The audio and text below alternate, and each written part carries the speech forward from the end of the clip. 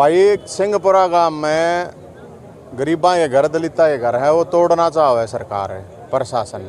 हम नुका हम टूटने नहीं देंगे, क्योंकि सबसे बड़ा मामला ये है। इसमें प्रशासन को भी ध्यान दिलाना चाहते हैं, आके घर की एक ईंट भी ना टूटने दें। दे ही टूट सका है, आदमी की दाब सको हो, मार सको हो, लेकिन ईंट को ना उठने दें। वो इसलिए आकि ये जो लोग यहाँ बैठे हैं ना, इनको 100 गज के प्लॉट नहीं मिले हुए हैं। अगर इनके ये घर को तोड़ दिया जाता है, इनको इनके नाम 0 गज जमीन है, तो देश के तो इस सके हैं ना, और की तो विदेश तथा नहीं रहे।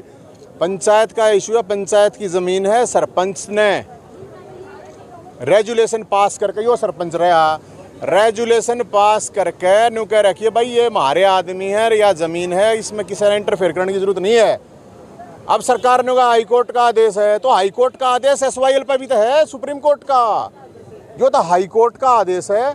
और 100 ऐसे कंटेम्प्ट ऑफ कोर्ट हैं, हाई कोर्ट के आदेश ने कोई मानते को नहीं है। गरीबा हाई कोर्ट का आदेश चल आगे, हाई कोर्ट ने बेरा सिंहपुरा की थे, सुप्रीम कोर्ट ने कह रखी रही अगर SYL का पानी लाओ, केंद्र सरकार तो कह रहे, हरियाणा सरकार तो कह रहा खिलाते क्यों ना, सुप्रीम कोर्ट का इंप्लीमेंट कर दो ना तुमको, हाई कोर्ट ना डाले बीच में।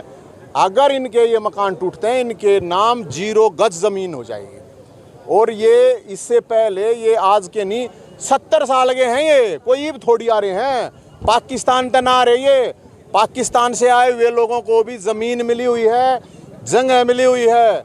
ये तो इससे देश के हैं, दादा परदादा शरदादा सब कुछ छाड़ रहे हैं इनका।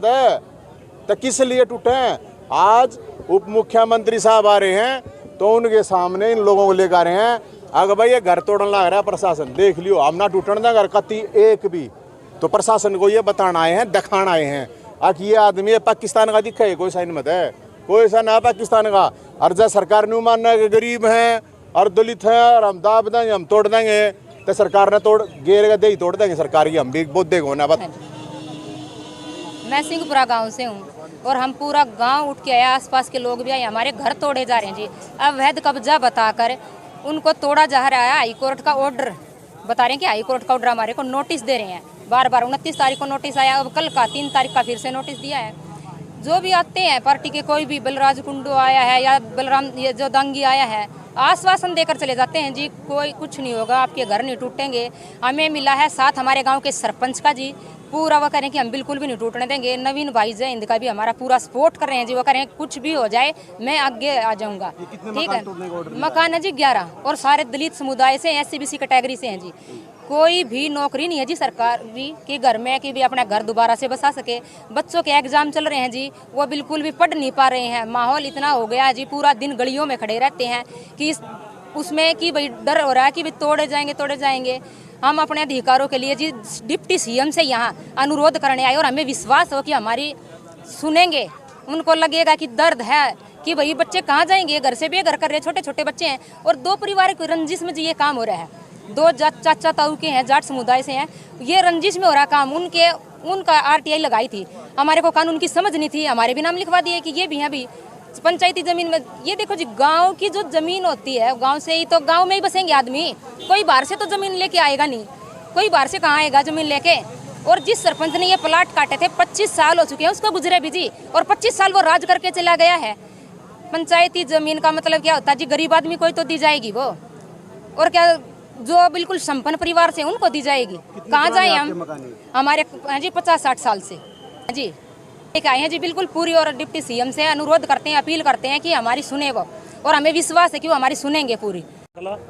ये जो ज़मीन है 1952 का रिकॉर्ड निकालेंगे तो हमारे दादाओं के नाम है, और इस ज़मीन के बदले पंचायत ने कोई बदले में ज़मीन नहीं दे रखी है। अगर पंचायत ने दूसरी ज़मीन हमारे गांव को हमारे नाम दे रखी है तो इनके मकान हम खाली करवा देंगे। वो रिकॉर्ड आप निकाल के देखो।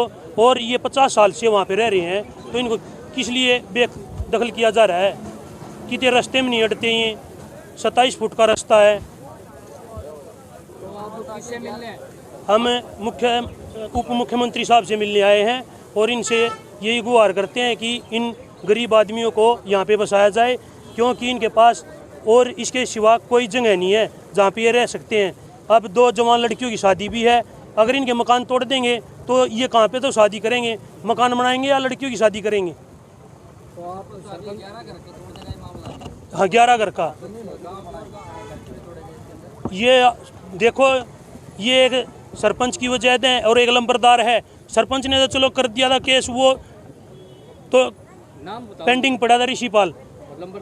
लंबरदार वीरेंद्र, उसने बार बार RTI लगा के इस केस को ऊपर तक पहुंचा दिया। जब तक मेरा चार्ज था तब तक तो मैंने कुछ होने नहीं दिया, और मेरे चार्ज जाने के बाद में